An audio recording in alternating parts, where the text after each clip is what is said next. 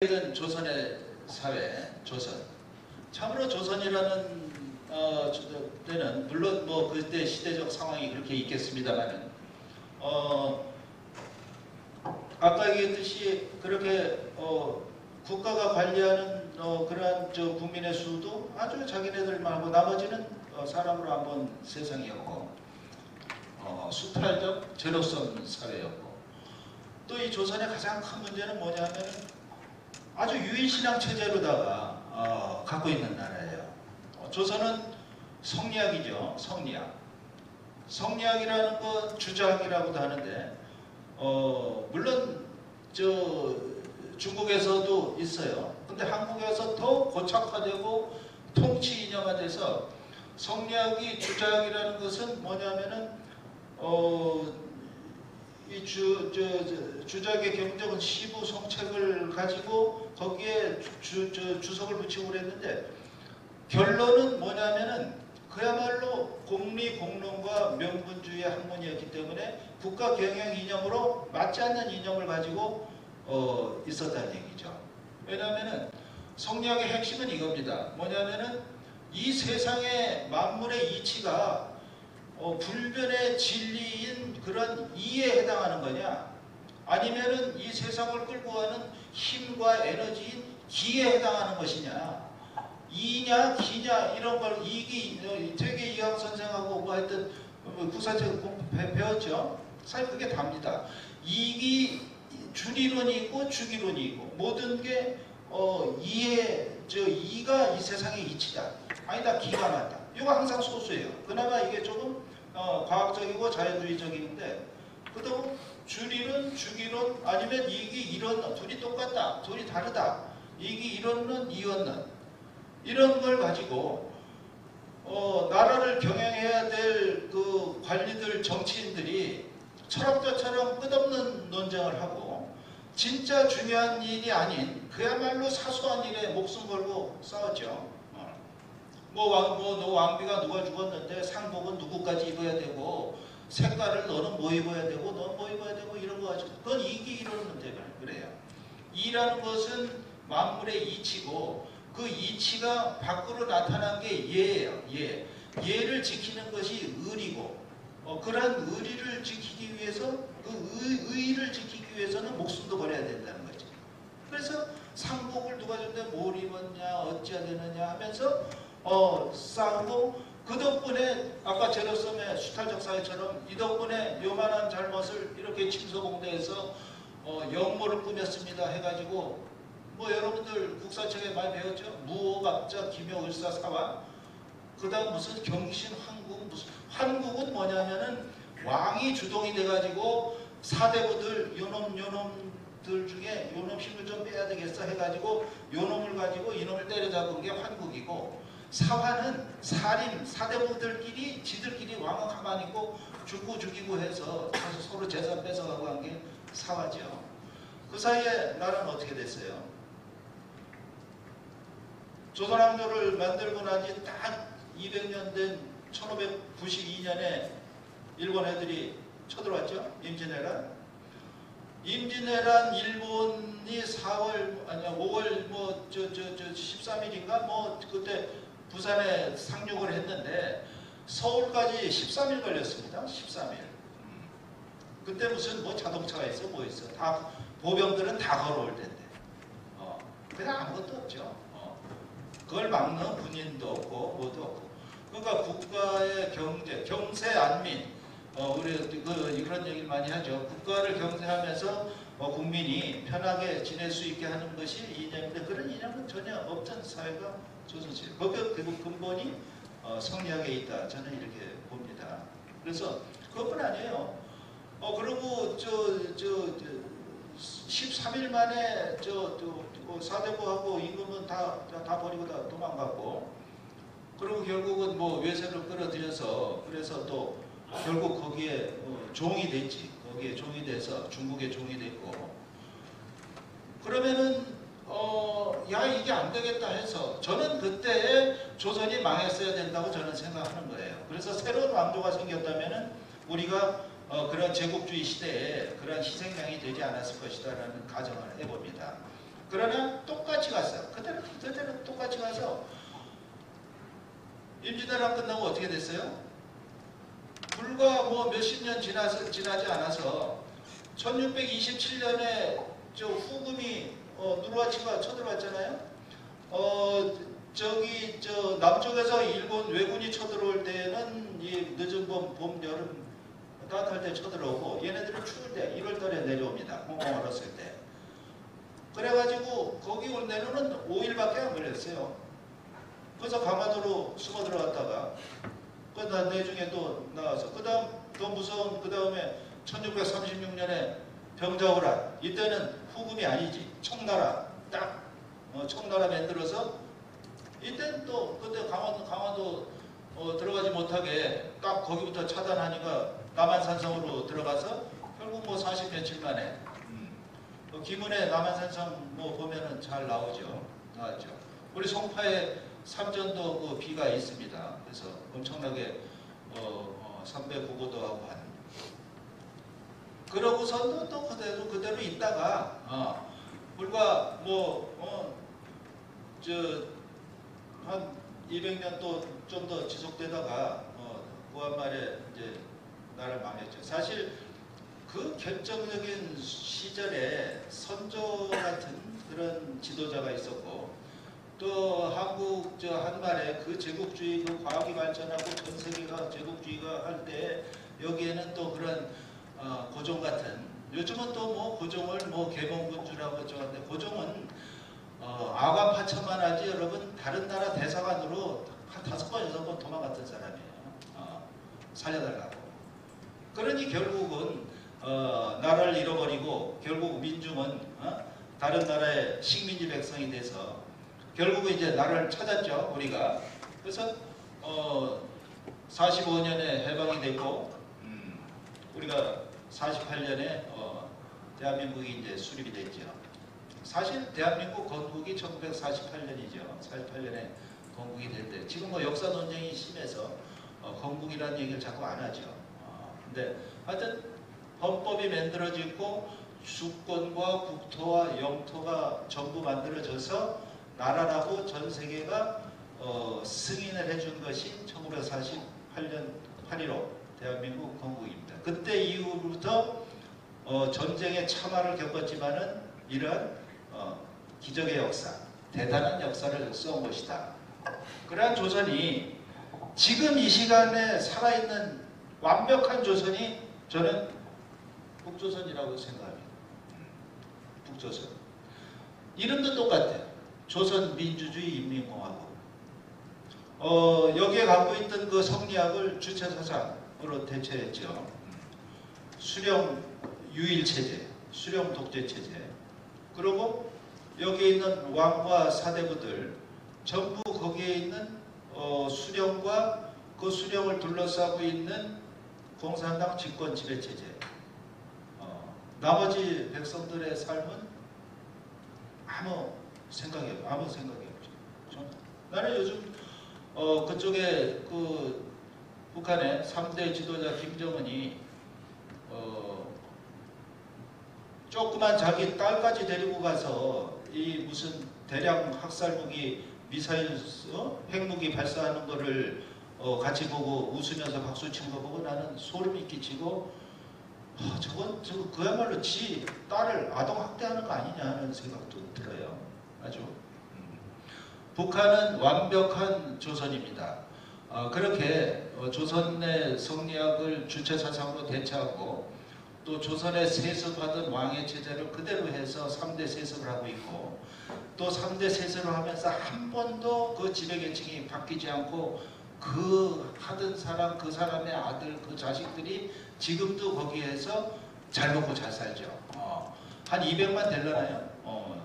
북한에 있는 그 지배계층 200만은 세상 부러움 없이 삽니다. 아주 잘 먹고 잘 살아요. 나머지 백성들은 그야말로 처참하죠. 내가 옛날에 2005년에 서울시에 행정과장을 할 때인데 그때는 북한 이탈주민 특별법이라는 게 있어서 그때 북한 이탈 주민들이 막 들어오기 시작해서 그때 한 10,000명 정도? 10,000명이잖아요. 몇천 명 정도 있었어요. 근데 행정과장이 북한 이탈 주민 지원 담당관으로 법에 규정이 돼 있어요. 그래서 그들을 이제 만나서 진짜 깜짝 놀랐죠. 그때는 그런 모를 때입니다. 그러한 요독 수용소 얘기, 그러한 얘기를 그 사람들이 하는 거예요. 그래서 북한을 탈출을 해서 뭐 금방 한국에 오지도 못하고 수없이 중국 대륙으로 저쪽 미얀마로 태국으로 돌다가 몇 년에 걸쳐서 한국에 온 사람들이에요.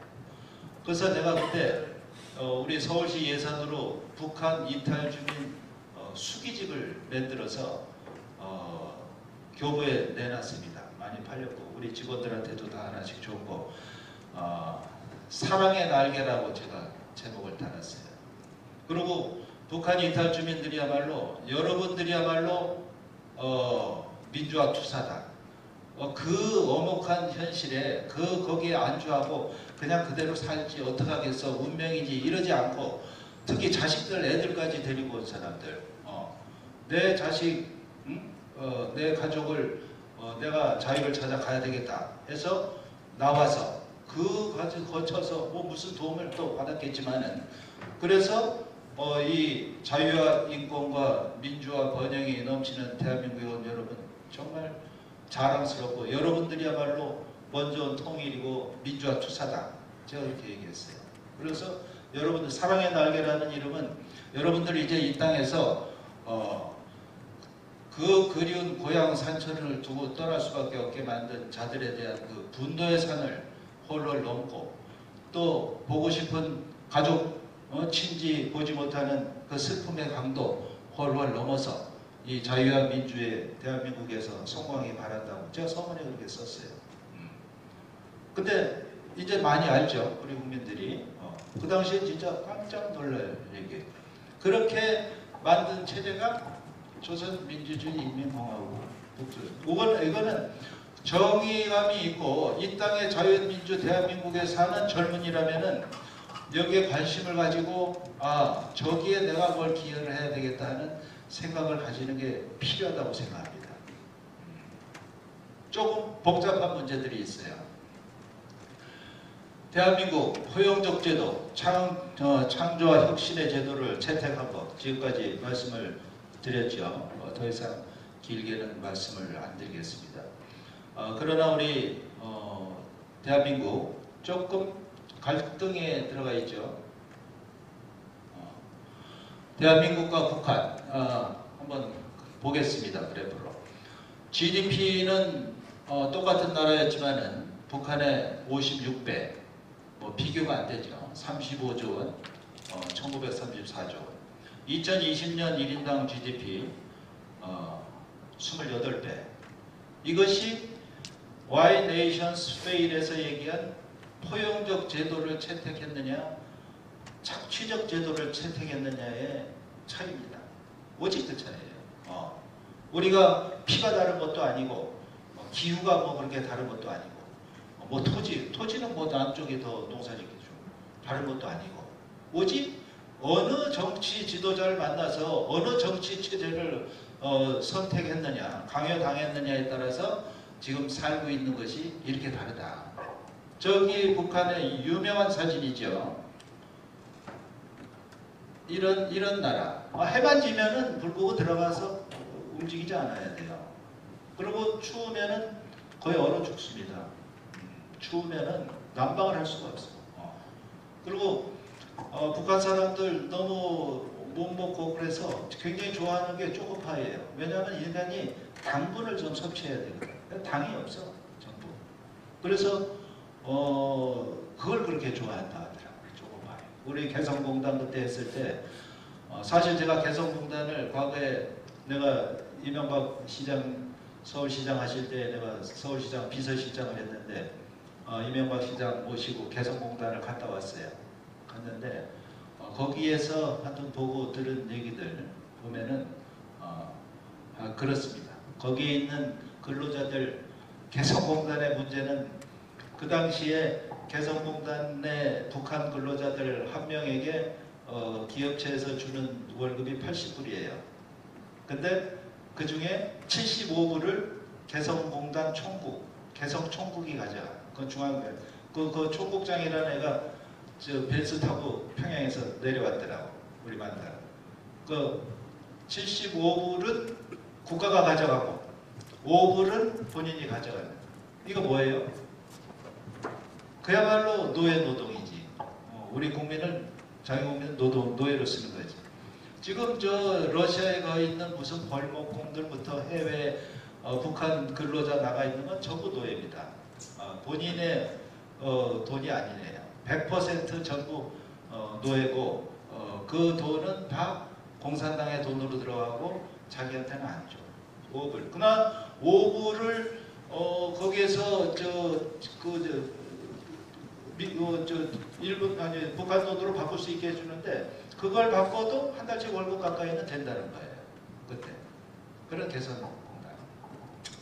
이러한 대한민국과 북한 이 체제로 갈라졌는데 다음은 뭐죠?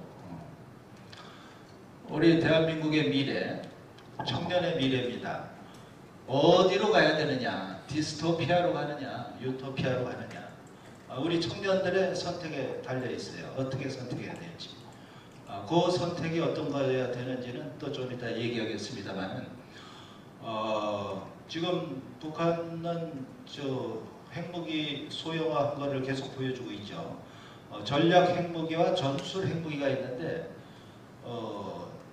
전략 핵무기라는 것은 그야말로 하나의 도시를 날려버릴 수 있는 어마어마한 핵무기를 얘기하고 전술 핵무기는 그냥 대포알 같은 핵무기를 얘기하는 겁니다. 근데 대포보다는 무지막지하게 세기 때문에 그런 전술 핵무기들을 그거는 전술 핵무기는 100% 남한에 쓰겠다는 것이죠. 이 북한의 핵 개발에 대해서 대한민국 정부는 그동안 어떻게 대처했어요? 첫 번째, 북한 핵을 개발할 의사도 능력도 없다. 그랬죠. 두 번째는 북한이 만드는 핵은 대미 협상용이지 우리 민족하고는 관계없다. 그랬죠. 그러나 지금 계속 미사일 쏴대고 사정거리 뭐 딱 보이잖아요. 그 미사일 쏘고 소형화하고 한 거는 우리 대한민국을 갖다가 북한은 끝까지 여기를 정화통일하고자 하는 것이죠. 내가 과거에 우리 서울시립대학교에 학생과장을 했어요. 우리 서울시 공무원들이 여기 사무처 행정처에 있듯이 서울시립대학교가 과거에 단과대학이었는데 이제 85년인가요? 6년인가요? 그때 이제 종합대학으로 바뀌면서 학생과장이 주사에서 사무관 자리로 바뀌어서 제가 초대 학생과장으로 갔죠. 그때의 학생운동이 뭐 말도 못해 격렬한 시절입니다. 전두환 정부 말기. 그 유명한 임종석 이 한양대학교 3학년 전대회 의장한 시절이에요. 우리 여기도 우리 시립대학의 운동권 학생들 많이 알죠. 저는 우리 운동권 학생, 4.19 하듯이 그런 애국 학생들로 저는 알고 있었고 당연히 그런 거겠죠. 그 당시에 무슨 저 군사정부, 전두환 정부 잘한다 좋다 하는 사람 누가 있겠어요. 내중에 보니까 경제가 참 좋고 그시 좋았다. 그때 많은 발판을 만들었다. 이런 평가지. 그 당시에는 아무도 좋아 안 했죠. 우리 학생운동에 대해서 지금까지 과거에 학생운동할 때에 있었던 그 학생운동의 이념, 학생운동의 그런 방향. 여러분들 요즘도 신문에서 뭐 NL계다, PD계다 뭐 이런 말 뭐 많이들 뭔지 모르시겠죠. NLPDR이라고 대다수를 차지하는 학생운동권의 대다수가 NLPDR이었고 소수가 PDR이었습니다. NLPDR은 뭐냐면은 National Liberalization People's Democratic Revolution이에요. National Liberalization. 그건 국가가 이 대한민국, 한국 한국 사회가 아직 식민지 상태라는 얘기죠. 한국 사회가 과거의 저 일본의 식민지처럼 미국의 식민지가 되어 있다는 거예요. 그러나 그것이 신식민지다. 신식민지는 뭐냐면은 옛날의 식민지는 총칼을 가지고 점령하고 주둔하면서 여기에 있는 자원을 수탈해 먹었는데 이거 신식민지는 그게 아니라 여기에 중앙부 여기 지도부를 갖다가 꼭두각시처럼 저 부리면서 원거리에서 사실상 우리의 자원과 그를 수탈해 먹는 식민지를 경영한 것이다. 해서 신식민지. 그래서 그 다음 People's Democratic Revolution은 인민민주주의 혁명이에요. 그래서 우선 첫 번째로 내셔널 리버럴라이제이션을 해야 된다는 게 NL 얘기입니다. 내셔널 리버럴라이제이션 하기 위해서는 첫 번째가 반미예요. 그래서 그 사람들은 반미를 했고 뭐 미문화와 방화부터 해서 반미를 하기 위해서는 어떻게 해요? 전부 그야말로 이 매판 자본가와 군부 파시오 세력 아닌 모든 사람은 다 우리 편으로 끌어들여야 되는 거지. 반미를. 애국에 호소하고. 그래서 굉장한 세력을 확보하고 굉장한 지도자가 됐고 NLPDR이 학생운동의 중심이 됐죠.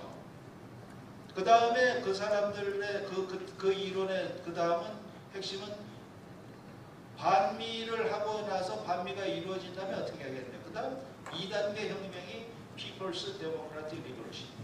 노동자, 농민, 지식인, 학생, 핵심 세력들이 다시 2단계 혁명을 해서 민주정부를 수립한다는 것이 NLPDR의 핵심입니다. 그게 학생운동이었더라고요.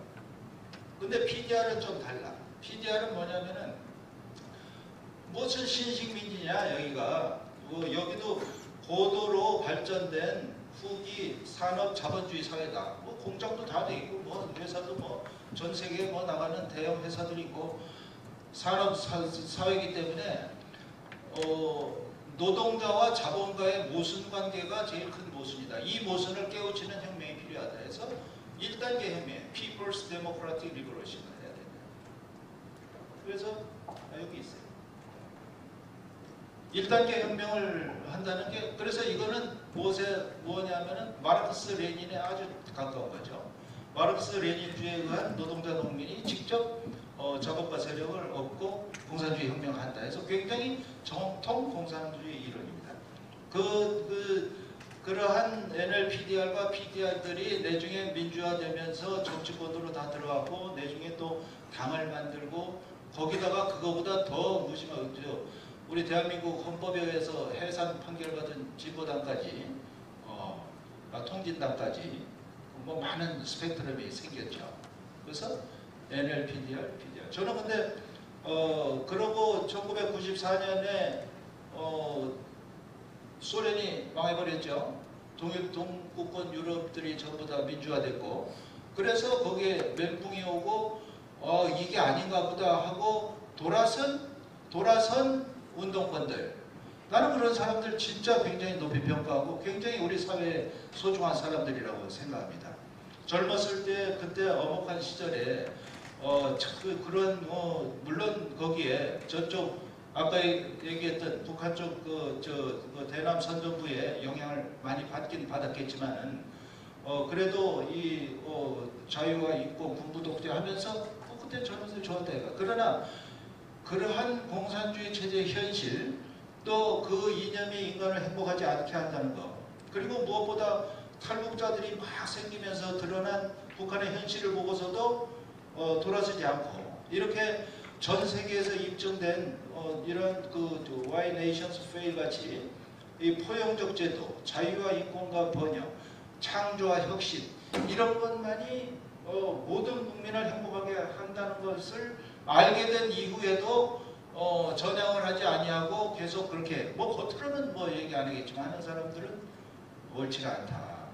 오직 여러분들이 앞으로 가야 될 그 미래의 사회 이 디스토피아로 가느냐 유토피아로 가느냐는 여러분들의 선택에 달려있다. 지금까지는 너무나 잘해왔다. 우리가 맡은 이렇게 국가 산업과 민주화와 산업화가 동시에 되고 자유와 인권과 번영이 넘쳐서 사실 과거에 제가 사무관 시절에 펜실베니아 주립대 유학을 갔어요. 그때가 87년도인데 그때 미국에 갔더니 그야말로 별천지입니다. 별천지. 한국에는 하나도 없던. 한국에는 자동차라는 게 포니 자동차하고 저 대구에서 나온 조금 큰 차는 로얄 살롱 그런 차만 있을 텐데 미국 갔더니 차도 어마어마하게 큰데 수많은 차들이 같은 차가 하나도 없어요. 다. 그리고 그 맨하탄에 가봤더니 그 옛날에 저렇게 고층 빌딩을 어떻게 졌나. 그리고 요즘은 다 흔하지만은 그때 저 카드만 넣으면 돈 나온 ATM 머신기 같은 거 한국에 전혀 없을 때예요. 그리고 지금 이마트 같은 슈퍼마켓 전혀 없을 때예요. 같은 일이 다 있는 별천지. 근데 내가 딱 10년 후에 97년도에 서울시에서 초대 뉴욕 주재관 자리가 생겨서 내가 선발이 돼서 뉴욕 주재관으로 이제 뉴욕에 갔어요. 그래서 2년 6개월을 뉴욕에서 근무했는데 그때 봤더니 한국하고 별 차이가 없어요. 한국이 그 10년 사이에 어마어마한 발전을 했습니다. 한국과 미국의 그 차이. 지금은 한국이 더 살기 좋다. 이렇게 얘기합니다. 누구나 다 물론 어느 사회나 다 굉장히 우울하고 소외받고 굉장히 불행한 사람들이 있죠. 어느 사회나. 그러나 대다수의 국민들이 이렇게 따뜻한 집에 이렇게 좋은 주거 환경 또 그런 수돗물 또 이렇게 교육 환경 할 수 있게 하는 그런 나라가 그렇게 많지 않다. 이렇게 디스토피아로 간 대표적인 나라 여러분 많이 듣죠. 베네수엘라 아시죠? 베네수엘라는 엄청나게 잘 사는 나라고 또 굉장한 미인의 나라입니다. 근데 돈이 있어야 또 미인이 나오는 거예요. 세계 미스 유니버스 하면은 베네수엘라가 맨날 1등하는 나라예요. 잘 살았지. 근데 그 차베스라는 사람이 쿠데타 일으키고 나와서 민중을 위한다고 하면서 전부 포퓰리즘으로 다 줬고 그렇게 주기 위해서 석유를 국유화했어요. 석유를 국유화해가지고 외국 기업들이 다 떠났죠. 그래서 자기들끼리 잘했어. 그래서 석유도 많이 해서. 근데 축적된 자본과 기술이 없이 그것을 계속 이 창조 혁신하면서 발전시키지 못하고 그거는 낡고 없어지고 자꾸 사가 들어가는 거거든. 그러니까 그걸 영원히 유지를 못해요. 참으로 깜짝 놀란 게 어마어마하게 큰 저 베네수엘라에 호수가 있는데 그 호수 가운데서 석유가 나와서 거기에 산유시설을 설치를 해놨는데 국유화 이후에 그 파기만 하다가 이제 저 기술 혁신 안 하고 더 안 하니까 이제 폐허가 되면서 거기서 기름이 계속 몇십 년을 새어나와서 그 동네에서 그 큰 호수의 주위에서 어업을 하면서 먹고 살던 사람들 전부 살 수가 없게 돼 있고 또 거기에 있던 페리칸부터 모든 그 동물들 전부 다 털 색깔이 다 새까맣게 변하고 다 죽어가고 있는 거죠. 그런 길을 갔느냐. 그러나 근데 그 차베스의 뒤를 이은 마두로가 지금도 집권하고 있죠. 똑같이 하고 있습니다. 그들은 마두로와 차베스 그 혁명할 때 같이 했던 원래 그 혁명 공신들끼리 놀아먹지 같이 했던 애들. 그리고 대법원부터 뭐 어디 국회까지 전부 자기네들끼리만 딱 편잡고 있어요. 그래서 그 깔끔하고 깨끗한 도시에서 자기네들은 좋은 아파트에서 얼마든지 잘 먹고 잘 살아요. 좋은 음식 먹고 좋은 옷 입고 따뜻한 세상 낙원이 뭐 너무 못됐다고 그런 거예요. 그런데 국민들은 그렇게 살고 그리고 그러면서 국민들한테 석유 다 공짜로 준다고 해서 석유 막 공짜로 기름값 뭐 10원 받고 뭐 풀탱크 채워주고 막 이랬죠. 근데 그 이름 없어. 그렇죠. 결국 모든 국민들이 피고는 디스토피아로 갔는데 아직도 근데 그 나라가 뭐 그렇다고 혁명했느냐? 선거합니다. 마두로가 선거로 또 집권했어요. 그런 디스토피아로 갈 것이냐? 우리 청년들의 결정에 미래의 결정에 딸려 있다. 이건 대한민국의 기적을 또 하나 보여주는 예입니다. 이게 1950년대에 공산주의 지도인데 이 어마어마한 대륙이 다 공산화됐어요. 이 어마어마한 대륙이. 이 끄트머리에 요만큼 남아있는 이게 대한민국이에요. 이게 물리적으로 나는 이게 이렇게 빨갛게 안 된 게 정말 기적이다. 하나님이 보호하사 우리나라 만세라는 애국가 때문에 그런지 모르겠지만은 이때 공산주의는 미래를 아주 약속할 때입니다. 지배층도 없고 우리들이 지배자가 돼서 누구나 다 같이 잘 먹고 잘 살고 누구나 다 같이 능력에 따라 일하고 필요에 따라 배분받으면서 누구나 다 똑같은 교육을 받고 아파도 누구나 다 돈 한 푼 안 내고 병원에 갈 수 있고 그런 걸로 할 때요. 그러나 그게 전부 다 안 되는 거예요. 자기네들끼리만 그렇게 해요. 우리나라도 어느 정치인이 우리가 한 40년 더 해먹어야 되겠다 한 사람이 있죠. 우리끼리 그렇게 해먹겠다는 얘기예요. 우리 그렇게 하면 안 되는 거지. 민주주의 국가에서는 바뀌고 국민을 위해서 오직 국민을 위해서 주권자를 위해서 하고 국민이 선택 안 하면 바뀌고 다시 국민을 위해서 이렇게 하겠다고 오고 이런 게 민주주의 국가. 그게 결국은 국가를 부유하게 만드는 거죠. 이런 기적의 나라다 이거죠. 근데 여기에서 지금도 끝없이 여기 더군다나 이쪽에 바로 위에는 너무나 강고하죠. 끝없이 일려오고 있을 때 여기에 사는 여기에 있는 우리 국민들의 선택이 너무나 중요하다 이렇게 얘기합니다. 이거를 이루게 한 것이 대한민국의 헌법과 한미동맹이다. 이번에 윤석열 대통령 미국 가서 한미동맹을 엄청나게 강화하고 했죠. 지금 불가피합니다. 그럴 수밖에 없어요. 왜냐하면은 중국이 아주 독재 국가로 들어갔죠. 과거에 중국이 시진핑 이전에 등소평같이 집단지도 체제, 당내 민주화라도 돼 있다면은 그렇게 무지막지한 짓을 절대 못합니다. 당내 민주화가 안 됐기 때문에 대만을 무력으로라도 통일하겠다. 아 뭔데 대만을 무력으로? 대만 사람은 대만에서 그렇게 그런 나라 체제로 그냥 행복하게 살게 놔두면 되는 거예요. 이게 뭔데 신도 아닌데 무력을 가지고 대만을 도륙을 하고 내 체제를 강요하고 네가 뭔데 그래? 나는 웃기지도 않는다는 얘기죠. 진짜.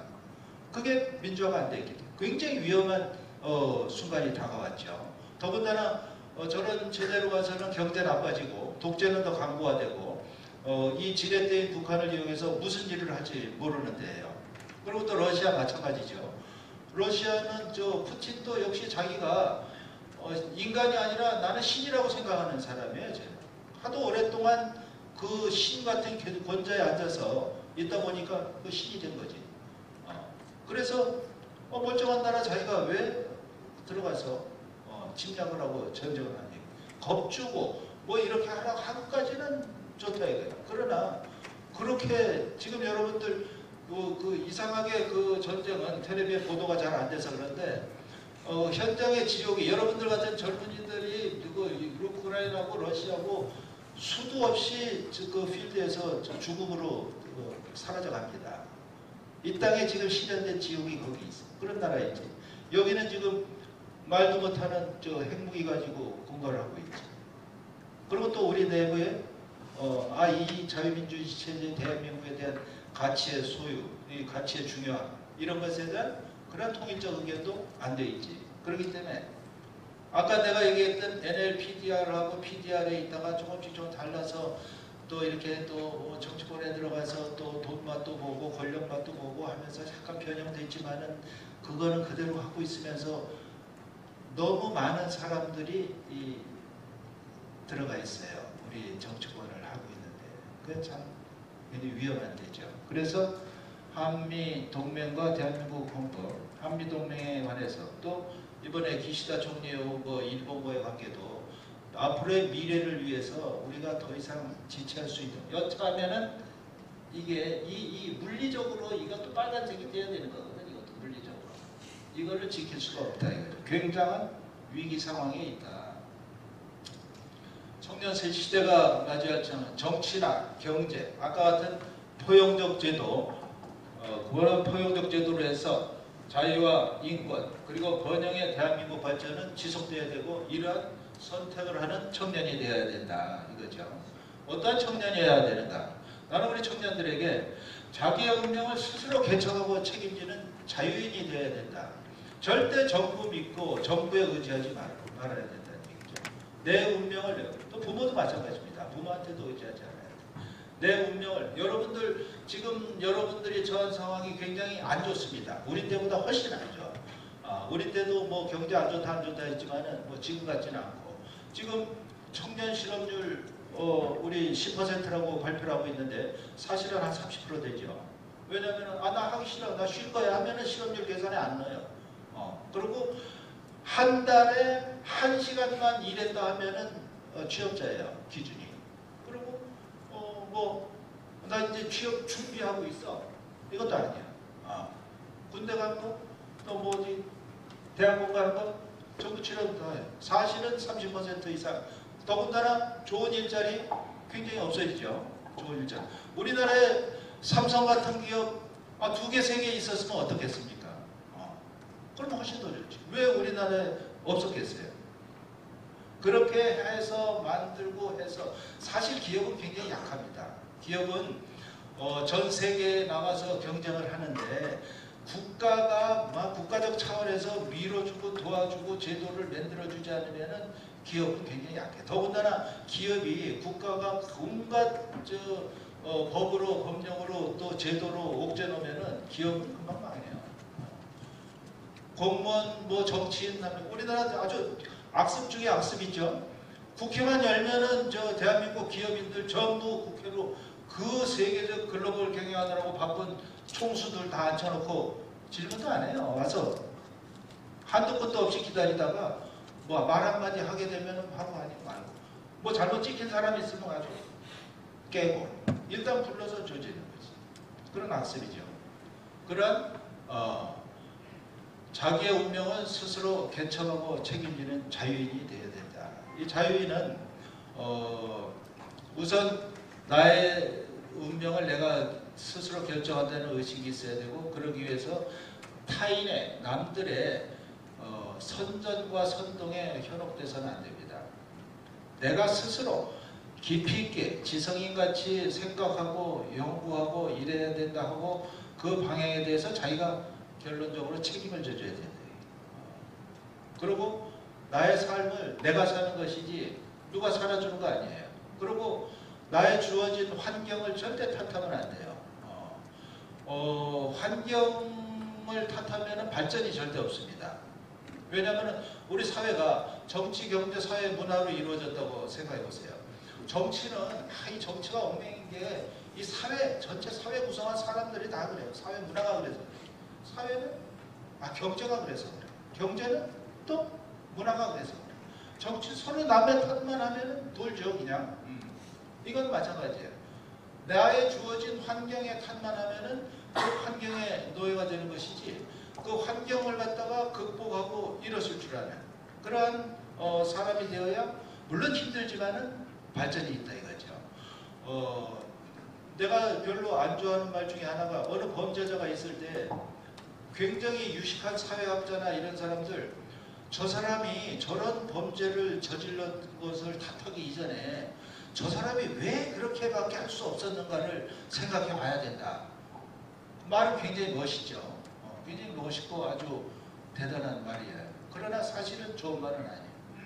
그러한 나쁜 환경에, 좋지 않은 환경에 처했다고 누구나 나빠지지 절대로 않습니다. 그리고 오히려 그러한 나쁜 환경에 처했던 사람 중에서 대단한 지도자들이 나오죠. 특히 지도자가 되려면은 그러한 탄생의 신화가 있어야 돼요. 예를 들어 과거에 무슨 서울시장 경쟁했던 정몽준 씨 같은 분이 있어요.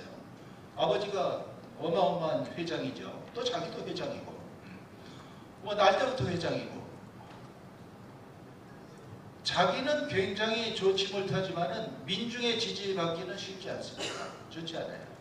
굉장히 어려운 환경에서 태어나고 그런 어려운 환경을 극복을 하고, 극복만 한 것뿐 아니라 남들이 놀랄 정도의 깜짝 놀랄 만한 성과를 내고, 그러고 내가 사회를 위해서, 고향을 위해서, 지역을 위해서 이렇게 헌신하겠다 할 때에 리더가 될 수 있는 것이죠.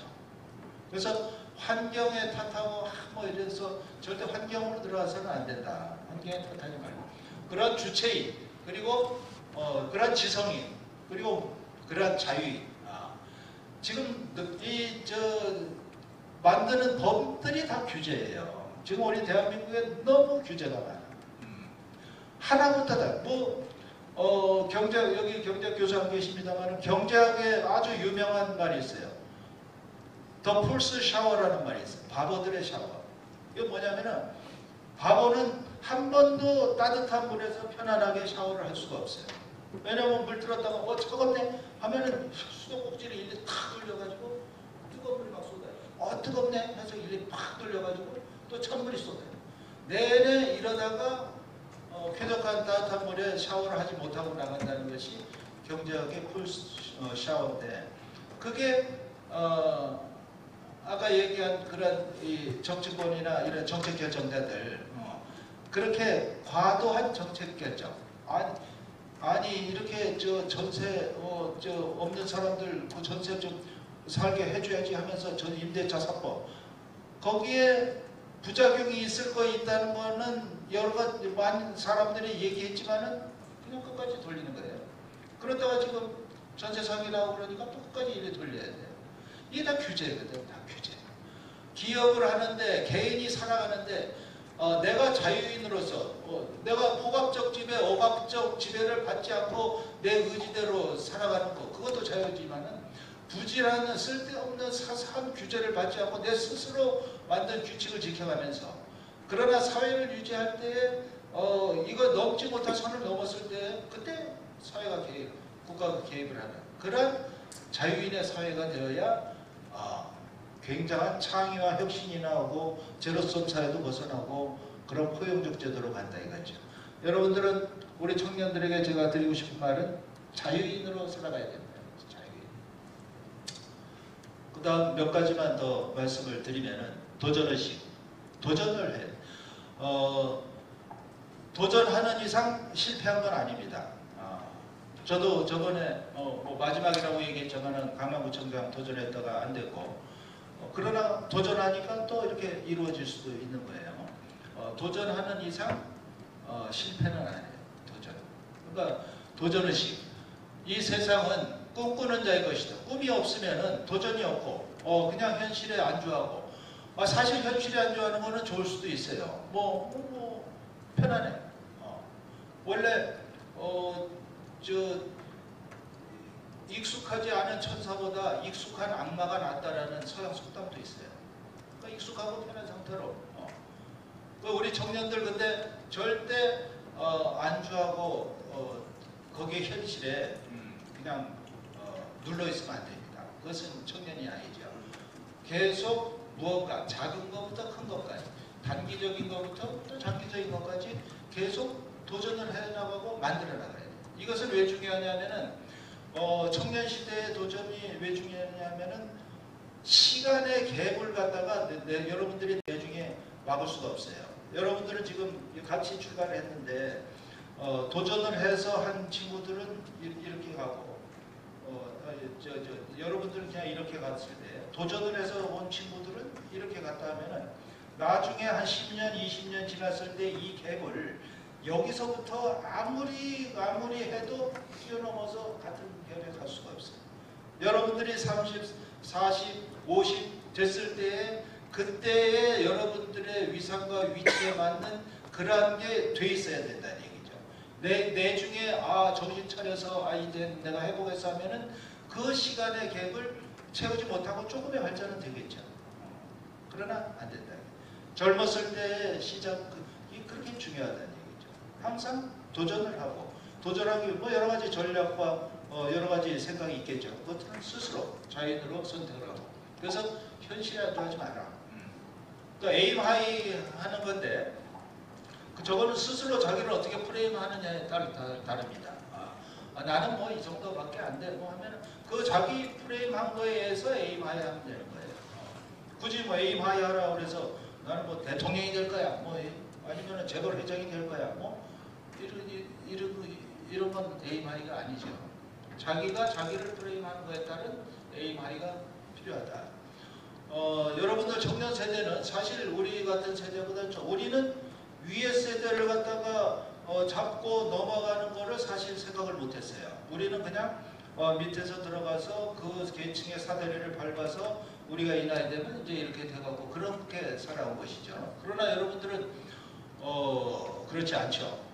지금 그야말로 과학기술 이 전 세계 통신과 정보통신으로 다 연결이 돼 있어서 여러분들이 창의를 가지고선 뛰어넘을 수 있는 여건이 많이 마련돼 있고, 그러니까 현실에 안주하고 웰빙 뭐 너무 그런 것에 빠져서는 안 된다. 그리고 또 그런 것이 또 중요한 것이 아까 얘기했던 그 586 세대들, 이 586 세대들은 사실 윗세대를 갖다가 뒤집어 엎으면서, 윗세대는 다 산업화 세대다 하면서 뒤집어 엎으면서 우리 민주화 세대가 전면에 서야 된다 해서 결국은 지금 환갑도 안 된 나이에 벌써 국회의원을 너댓 번씩 하고 장관을 몇 개씩 하고, 그리고 또 그때 마치 불어온 IT 바람으로 인해서 기업으로 나간 사람, 지금 뭐 카카오나 네이버나 회장들 그 말도 못한 사람 다 586 세대죠. 가서 뭐 어마어마한 경제에 있어서도 재계에 있어서도 뭐 어마어마한 지도층을 오랫동안 했죠. 우리 시립대 출신 중에 구청장이 또 서울에 한 분 계신데, 그분은 운동권, 내가 여기 학생과장 할 때 운동권 했던 사람이에요. 근데 구청장은 나보다 8년 먼저, 지금이 3cm니까 행정고시 한 사람보다 8년 먼저 구청장 됐어요. 그렇게 윗세대를 뛰어넘을 수 있는 것이 지금 청년 세대에도 있다 이거죠. 근데 너무 우리는 이렇게 현실이 좋아, MZ 하면서 웰빙으로 하면 나는 어떠면은 이것이 그렇게 뛰어오른 지금의 기성세대인 586 세대들이 지금 밑에 세대가 더 뛰어오르지 못하도록 자꾸 그렇게 사회문화를 만드는 게 아닌가 하는 음모론도 나는 갑자기 드는데 안 맞나 모르겠지만, 하여튼 그런 도전, 그런 의식이 필요하다. 그 다음 창의. 항상 생각하고 절대 고정관념에 빠지지 않아야 됩니다. 고정관념. 항상 이래서 우리 젊은 청년들 이거는 크게 강조하지 않아도 될 것 같아요. 언제나 창의롭고, 특히 우리 젊은 청년들의 이 새로운 것에 대한 그런 창의, 이런 걸로 아마 우리 대한민국이 뭐 경제만 잘해서 되는 게 아닙니다. 이번에 전 세계에 가 있는 그런 K-컬처, K-문화, 그죠? K-팝 이런 것들 다 이런 창의에서 나오는 게 아니냐 이거죠. 굉장한 대단한 영역, 창의. 그 다음 학습. 이거 굉장히 제가 강조하고 싶습니다. 요즘 특히 인터넷 시대가 돼서 아주 핸드폰으로 아주 간단하게 요약된 거, 간단한 것만 보는데, 사실 우리 한 세대, 우리 선조들이 우리 한 세대 위에 지식인들이 만든 책은 다 이렇게 두껍고 깨알 같은 글씨로 굉장히 길게 써 있죠. 그렇게까지는 안 되더라도 좋은 책을 많이 읽어야 된다. 우리가 인간이 성장하는 거에 있어서 배워야 성장하죠. 배우는 방법이 뭐가 있겠어요? 우선 첫째, 스승한테 배우는 거 있습니다. 선생님이 가르쳐 주는 거. 두 번째, 내가 직접 경험해서 배우는 거 있어요. 그러나 스승을 만나서 배우는 거나 내가 직접 경험해 배우는 거는 굉장히 적습니다. 기회가 적어요. 아주 적어. 결국은 책을 통해서 배우는 거예요. 책을. 아주 좋은 책들을 갖다가 많이 읽어요. 그래야 지성이 생기고 지식이 생기고, 아까 얘기한 자유인도 자기가 그런 지성이 있고 그런 지식이 있어야 자유인이 돼. 내가 아무것도 모르는데 어떻게 자유인으로 자기가 운명을 결정하겠어요. 이건 굉장히 중요합니다. 그래서 이런 책을 읽고 인문학적인 소양을 기르고, 또 이렇게 해서 자기의 그런 지성과 지식이 높아지면은 상대를 알아볼 줄 알아요. 이게 제일 문제가 저분은 참 고수다, 대단하다, 존경할 만하다, 이렇게 알아보지 못하는 게 큰 문제예요. 그러니까 예를 들어 길거리 가는 살인 강도하는 강도 같은 사람은 아인슈타인 같은 사람도 아인슈타인이라고 안 알아보고 그냥 돈 빼서 상대를 보고 죽이죠. 그런 식으로 예를 들면 상대 저런 사람 대단하다 알기 위해서는 내가 대단해져 있어야 돼. 그래야 점점점 더 큰 사람으로 커갈 수 있고 그 사회에 굉장히 중요한 인물이 될 수 있는 거죠. 나 자신이 안 올라가 있으면은 세상이 다 아무것도 아닌 것 같고 다 난 보기에 미국에 무슨 총기 난사하고 뭐 어쩌고 이러는 것들 다 그런 히키고머리 아무것도 아닌 자기 거기에만 빠졌다가 세상을 아무것도 아닌 걸로 보는 거예요. 세상은 상대를 알수록 세상은 전부 다 더 깊어지고 더 소중하게 생각되고 더 높은 사람을 소중하게 더 고수를 알아보게 되는 거거든요. 이게 굉장히 중요하다. 고수를 알아볼 줄 알아야 된다. 학습, 지성이 있어야 된다 얘기죠. 그 다음 열정. 열정이라는 것은 모든 난관을 무릅쓰라는 얘기입니다. 세상에 쉽게 이루어지는 것은 하나도 없어요. 모든 일에든지 항상 저항이 있고 반대가 있습니다. 이 돛단배가 나가는 것을 바람이 결정하는 게 아니라 돛이 결정하죠. 바람을 역풍을 맞으면서도 돛단배는 앞으로 갈 수 있어요. 모든 일은 그래 그렇게 하면 돼 좋았어 잘했어 하고 이루어지는 것은 없고 아마 있다면은 별로 가치가 없는 일일 거라고 생각이 됩니다. 모든 난관을 무릅쓰고서라도 나는 이걸 이루어야 말겠다는 열정 이게 중요합니다. 특히 청년에게 열정은 너무나 중요하죠. 그리고 반드시 실패가 있을 수 있어요. 실패했다고 끝나버리면 안 돼. 예를 들어서 홈런 타자가 타석에 올 때마다 홈런 치는 거 아니죠. 삼진 수없이 당합니다. 그래서 다음에 홈런을 치러 나오죠. 그런 열정. 모든 난관을 무릅쓰는 열정. 이걸 저는 우리 젊은 청년들에게 강조하고 싶습니다. 왜냐하면 여러분들 세대는 우리 세대는 한 집에 5명씩 나서 우리도 형제가 5명이에요. 대부분 다 5명 낳았어. 5명 낳았으면 부모들이 신경을 얼마나 쓰겠어요? 먹여주면 다행이지. 그러나 지금 1명, 2명 부모가 한도 끝도 없이 신경을 쓰고 보살펴서 키우는 아이들이니 얼마나 소중합니까? 근데 그러한 부모의 역할은 부모는 영원하지 않아요. 그렇기 때문에 조금의 나에 대한 잘못된 것, 조금의 좌절, 조금의 거 있으면은 꺾여버리고 그것이 멘탈 디스오더로 오고 지금 청년 시대에 부끄럽지만은 대한민국의 자살률이 많이 높은 것들이 그것이 없다 이렇게 생각되는 거죠. 열정을 가지고 있어야 돼요. 항상 실패하더라도 좌절하지 않아요. 그리고 남의 탓, 아까 환경하고 비슷한 건데 남을 당신 탓이요라는 말은 절대 하면 안 되고 다 당신 덕분입니다. 당신 덕분입니다. 험블 해야죠. 험블. HUM이라는 것은 라틴어로 어스입니다. 땅이란 뜻이에요. 인간은 땅에 사는 사람이기 때문에 AN 하나를 붙여서 휴먼이야. 인간이. 험블이라는 것은 낮은 땅에 겸손하다는 뜻이죠. 그래서 당신 덕분입니다. 내가 해도 당신 덕분입니다 하는 그런 험블한 거. 그리고 긍정의 마인드. 이거 굉장히 할 얘기가 많은데 시간이 다 돼가는데 이 세상의 모든 역사는 긍정의 마인드를 가진 사람이 발전시켜왔지 부정의 마인드를 가진 사람은 한 시간도 발전시키지 않았어요.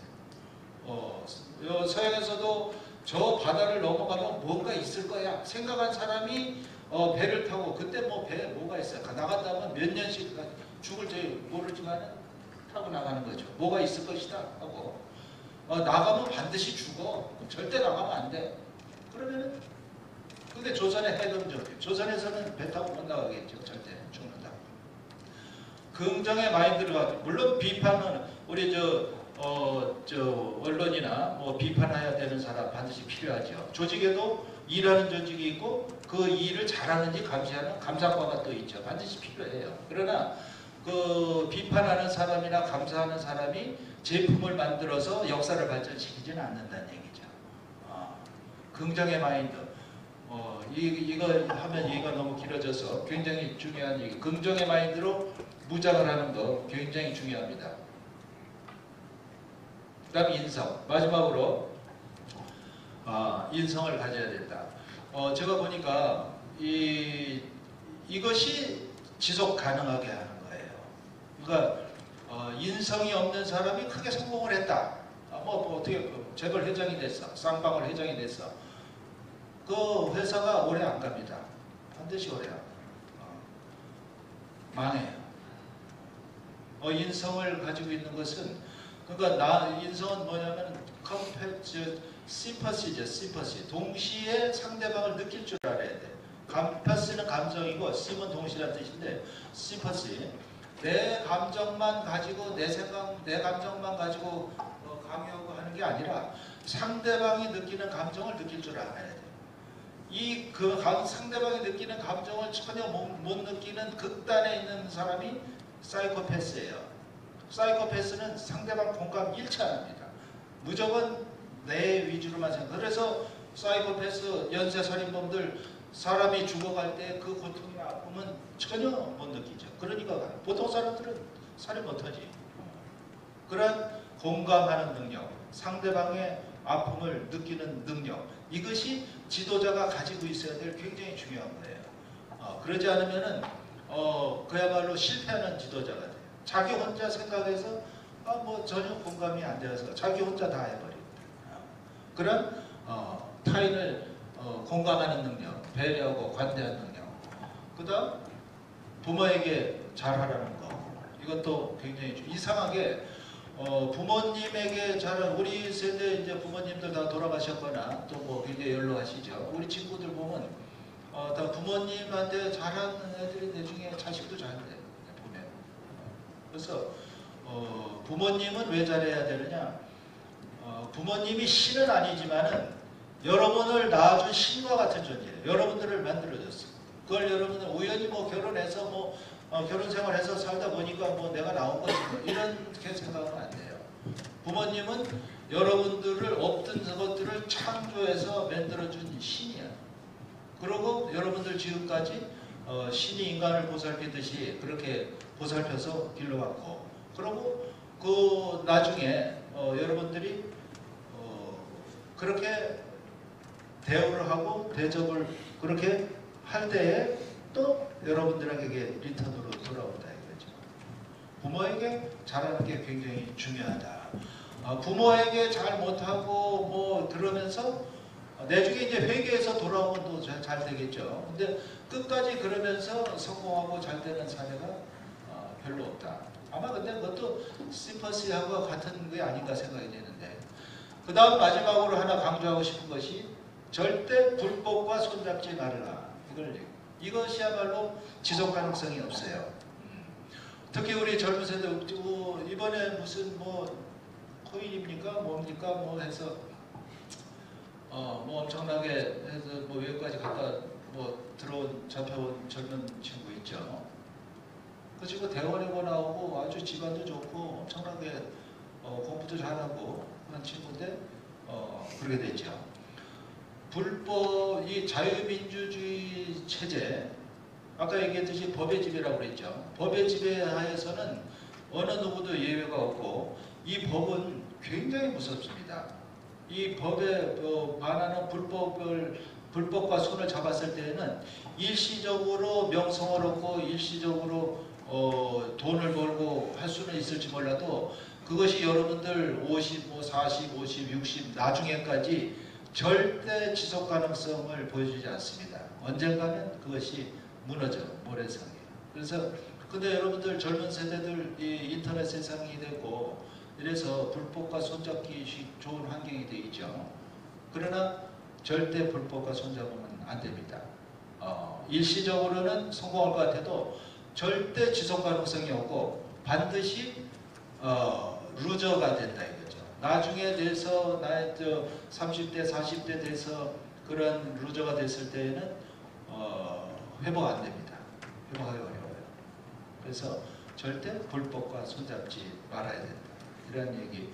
더 하고 싶은 얘기들이 많이 있지만은 시간이 벌써 다 돼서 이것으로 오늘 강의를 마치도록 하겠습니다.